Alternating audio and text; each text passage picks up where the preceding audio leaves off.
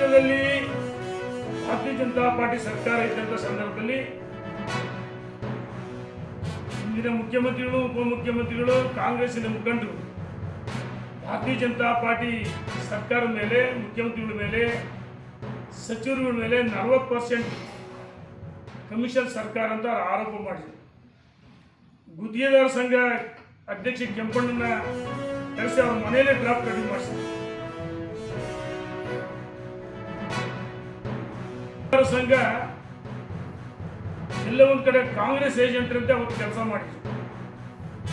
ನರೇಂದ್ರ ಮೋದಿ ಅವರಿಗೆ ಪತ್ರ ಬರೆದ್ರು, ಲೋಕಾಯುಕ್ತಕ್ಕೆ ಹೋದ್ರು.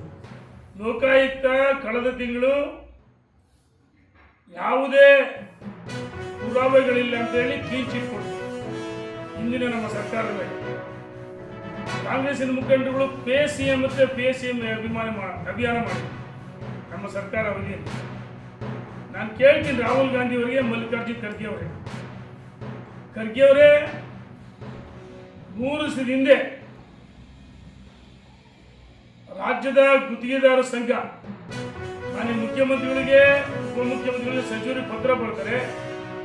ರಾಜ್ಯದಲ್ಲಿ ನಿಮ್ಮ ಸರ್ಕಾರ ಅಧಿಕಾರಕ್ಕೆ ಬಂದ ಮೇಲೆ ನಾವು ಯಾವುದು ಕಮಿಷನ್ ತಿನ್ನಲ್ಲ ಅಂತೇಳಿ ಅಧಿಕಾರಕ್ಕೆ ಬಂದ್ರಿ.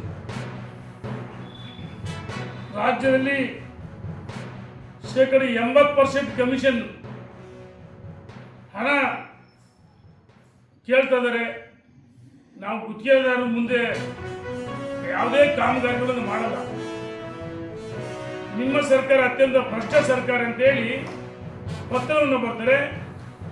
ಇದರಲ್ಲಿ ಕೇಂದ್ರದ ಕಾಂಗ್ರೆಸ್ಸಿನ ಮುಖಂಡರಿಗೆ ಎಷ್ಟು ಪಾಲು, ರಾಜ್ಯದಲ್ಲಿ ಅಧಿಕಾರದಲ್ಲಿರ್ತಕ್ಕಂಥ ಯಾರಿಗೆ ಎಷ್ಟು ಪಾಲು ಅಂತೇಳಿ ಇದಕ್ಕೆ ಉತ್ತರವನ್ನು ಕೊಡಬೇಕಂತೇಳಿ ನಾನು ಸನ್ಮಾನ್ಯ ರಾಹುಲ್ ಗಾಂಧಿ ಅವರಿಗೆ, ಮಲ್ಲಿಕಾರ್ಜುನ್ ಖರ್ಗೆ ಅವರಿಗೆ ಸವಾಲಾಗ್ತೀನಿ. ಒಂದ್ ಕಡೆ ಬ್ರಹ್ಮಾಂಡ ಭ್ರಷ್ಟಾಚಾರ ಗುತ್ತಿಗೆದಾರ ಆರೋಪ ಮಾಡಿದೆ, ಹಣನೇ ಬಿಡುಗಡೆ ಮಾಡಿಲ್ಲ. ಇಂಥ ಕೆಟ್ಟ ಸರ್ಕಾರ ಅಧಿಕಾರದಲ್ಲಿದೆ ಇವತ್ತು.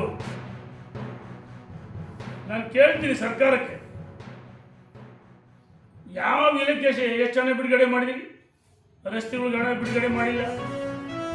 ಸಂಪೂರ್ಣವಾಗಿ ರಾಜ್ಯದ ರಸ್ತೆಗಳಿರ್ಬೋದು, ನಮ್ಮ ಕ್ಷೇತ್ರ ರಸ್ತೆಗಳು ಹಾಳಾಗಿದ್ದಾವೆ. ಇದ್ರ ಜೊತೆಗೆ